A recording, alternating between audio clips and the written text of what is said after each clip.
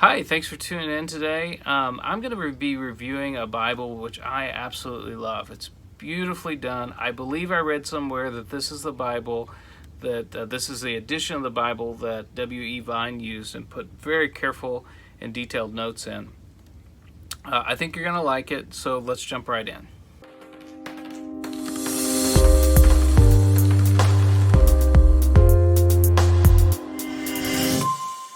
Alright, the cover here is very nice. This is nice leather cover. You can see the edge stitching along here, which is very well done. Very beautiful. I believe the liner on the inside is a leather liner. Very beautiful. You can see the corner works very nice. CRIMOND is the publisher of this. They've done a very, very good job. This is the 2-version Bible. And what it has is the King James Version as the main text, and it has the changes from the King James Version in the revised 1881 edition on the sides right here. So here's the revised version notes. That includes also marginal notes from the revised version. What makes this Okay, so as I was doing the editing for this video, I realized I wanted to say a couple more things. Notice the lining on the bottom right there. You can see that when I say lining, I mean that little margin space. There's some room there to write. I've got a video that I've made that might help you if you're trying to conserve space when you're writing in the margins of your Bible. I'll leave a link for that. But I also want to tell you that this has one ribbon marker, and it also has gilded edges, the art gilt, so it's like a red tint underneath that gilded edge, so when you lay it down it still has that nice gilded look. So it's a very, very well done art gilding that's on there. So I wanted to share that with you. Also want to mention that about the margin. It's particularly interesting. This is particularly in the New Testament.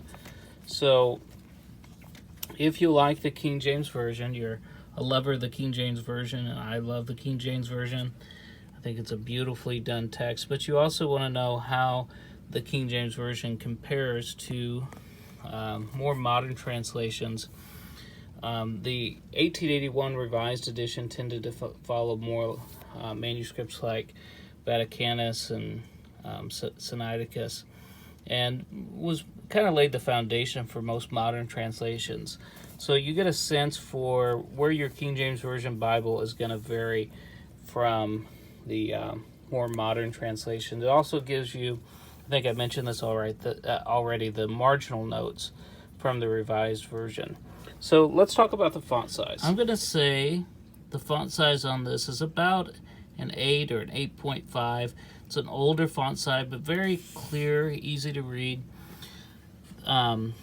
You'll notice these little marks here. This kind of lets you know, these little symbols here let you know if there's like an omission or a substitution or things like that. There's an index at the beginning that kind of explains to you those different marginal notes, but overall it's pretty easy to read. Center column reference, and as I mentioned, all the differences between the revised versions on the edges here.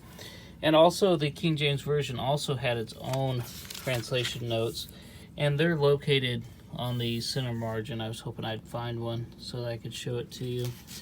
Here's one right here. So you have the marginal notes from both the King James Version and from the Revised Version. So if you're interested in things like textual criticism, this might be an interesting Bible for you. So lastly, we'll talk about the size.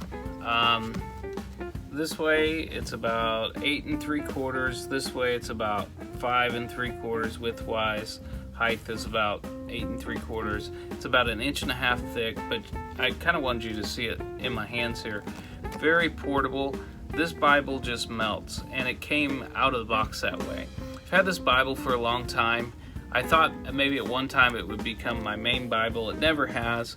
I just love it, though. It's beautiful, just so well done. CRIMOND has done an amazing job on this. This was printed by Nigel Lynn Publishing and Marketing Limited, printed in the Netherlands, on acid-free paper by Jungblood. I might be mispronouncing some of those. You Bible lovers will know what I'm talking about here.